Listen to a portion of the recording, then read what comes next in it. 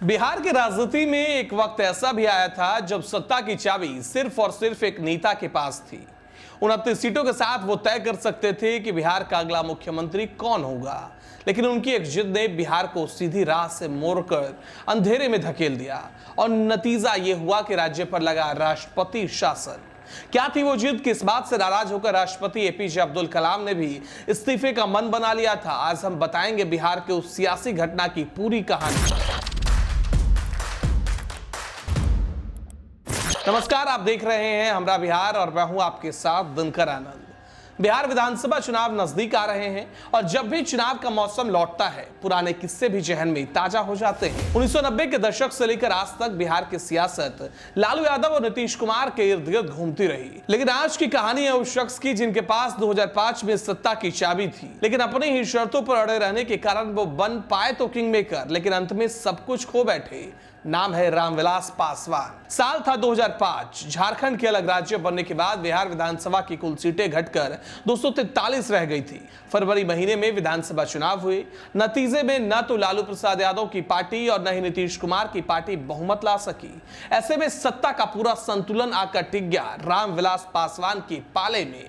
LJP के पास कुल 29 सीटें आई, यानी ये सीटें तय कर सकती थी कि बिहार का सिंहासन कौन संभालेगा। इधर सभी को उम्मीद थी कि रामविलास पासवान किसी एक खेमे में जाएंगे और राज्य में एक नई सरकार बन जाएगी, लेकिन रामविलास पासवान ने एक हैरान करने वाली शर्त रख दी। उन्होंने साफ ऐलान किया कि बीजेपी नहीं और न ही लालू नीतीश, मुख्यमंत्री की गद्दी जानी चाहिए किसी मुस्लिम नेता को। यही थी उनकी जिद, लेकिन समस्या यह थी कि न तो लालू इस शर्त को मानने को तैयार थे और न ही नीतीश कुमार। रामविलास पासवान अपने स्टैंड पर अड़े रहे। उन्होंने कहा कि भले ही राज्य में राष्ट्रपति शासन क्यों न लगे, लेकिन वह अपना फैसला नहीं बदलेंगे। इसके बाद वही हुआ जिसका डर था। 7 मार्च 2005 को बिहार में राष्ट्रपति शासन लागू कर दिया गया, लेकिन इस सियासी खींचतान के बीच एक बड़ा ड्रामाई मोड़ भी आया। कहा जाता है कि बिहार में राष्ट्रपति शासन लागू होने से तत्कालीन राष्ट्रपति डॉक्टर एपीजे अब्दुल कलाम नाराज हो गए थे। उन्होंने यहां तक सोचा कि वो अपने पद से इस्तीफा दे देंगे। रिपोर्ट्स के मुताबिक कलाम साहब ने अपने सचिव से इस्तीफे का ड्राफ्ट भी टाइप करवाने का आदेश दे दिया था। बात तुरंत प्रधानमंत्री डॉक्टर मनमोहन सिंह तक पहुंची।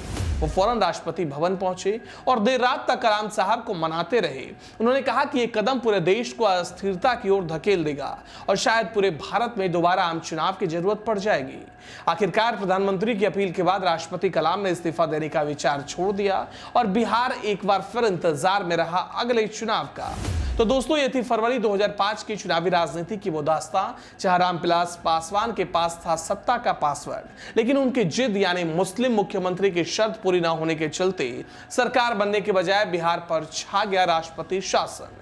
आज जब बिहार फिर से चुनावी दौर में खड़ा है, तब यह इतिहास हमें याद दिलाता है कि राजनीति में एक फैसले की जिद पूरे राज्य को किस मोड़ पर ले जा सकती है। आप देख रहे थे हमरा बिहार की राजनीति का सबसे गहरा विश्लेषण। अगर आपको ये वीडियो पसंद आया हो तो लाइक और शेयर करना ना भूलें और चैनल को सब्सक्राइब जरूर करें ताकि आप तक पहुंच सके ताजा तरीन और तेज रफ्तार बिहार की खबरें। बिहार की राजनीति की हर बड़ी खबरें सबसे पहले पहुंचेगी आप तक। धन्यवाद।